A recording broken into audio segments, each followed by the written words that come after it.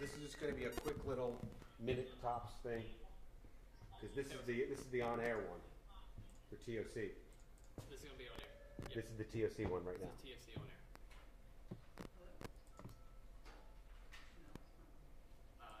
Yeah. All right.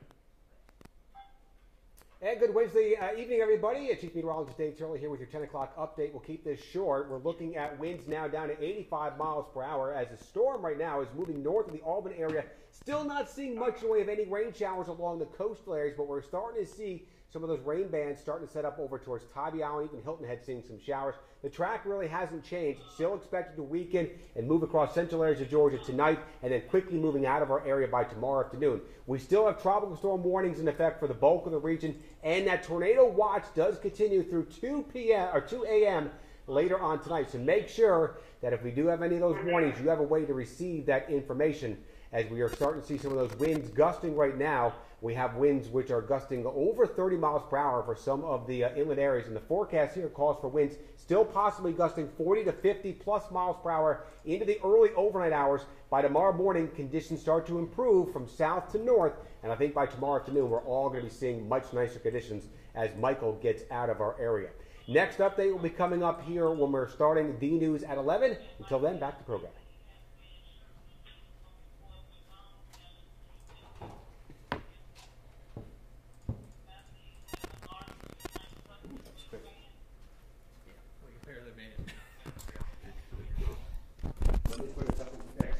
Okay.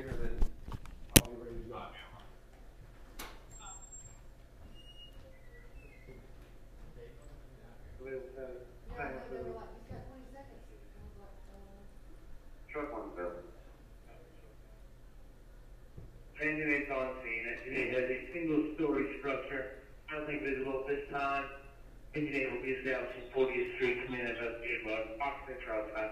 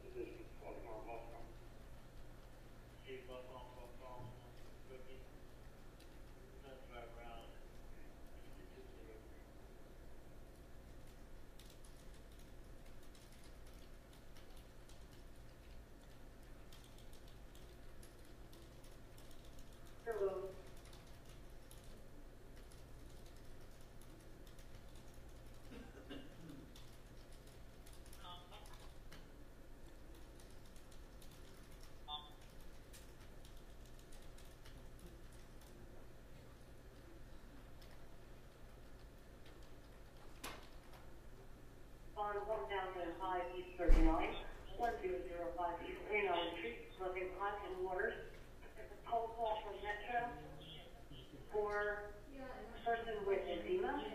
Respond on channel number 3. Repeat.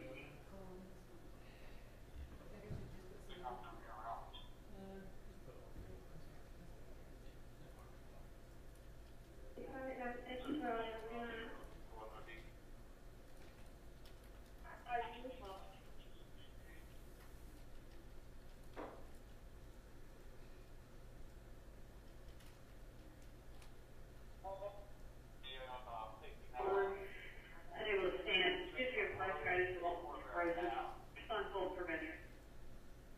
Receive the real.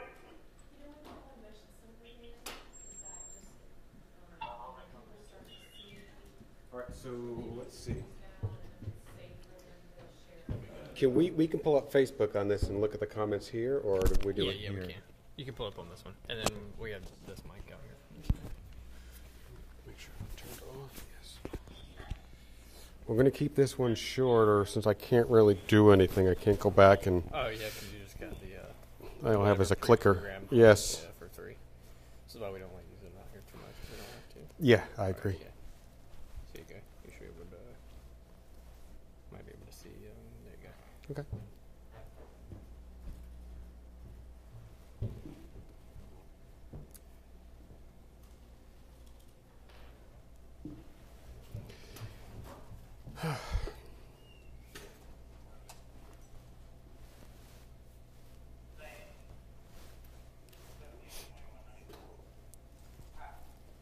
So I don't even need to count down. We're ready to go.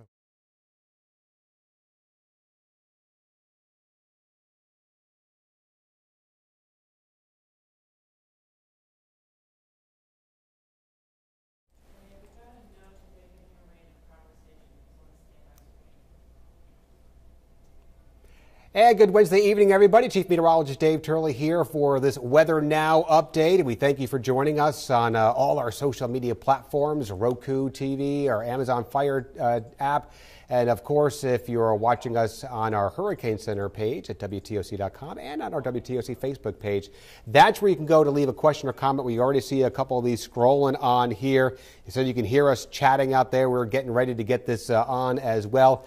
And we are thanking you for joining us. This is the update right now, and we're actually looking pretty good as far as the conditions go with Michael. Michael is still a Category 1 hurricane. Winds are down to 80 miles per hour, and look how much drier air is really starting to filter on in. We're drying it out over into Florida, even southwestern areas of Georgia on the south side of Albany starting to dry things out. Heaviest rain and the gustiest winds are here just north of the center, and that's going to be right along I-75 from Pinehurst in the Macon area, even now getting into the Atlantic region. Hasn't been much here on the far eastern side of the storm, which where we are located right now. Haven't really been seeing much in the way of any activity out there throughout the rest of this evening hours. As we look at right now, our Safe Net Security First Alert Live radar, Hazelhurst into the Douglas area, seeing some of the rain with the steadier rain associated with Michael. We're getting some of the outer rain bands now moving into the Savannah region. These are racing from south to north very quickly, 40, 50 miles per hour,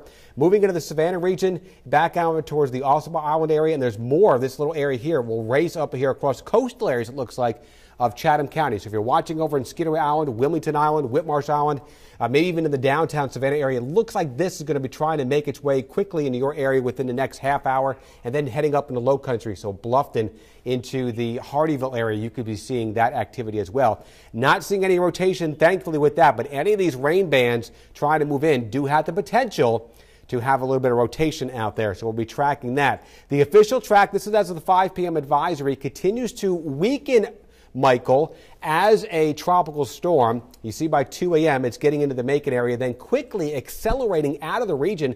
By 2 o'clock tomorrow afternoon, it's already up into North Carolina, and I think we're going to see improving conditions. But we still have that tropical storm warning in effect for the bulk of the region.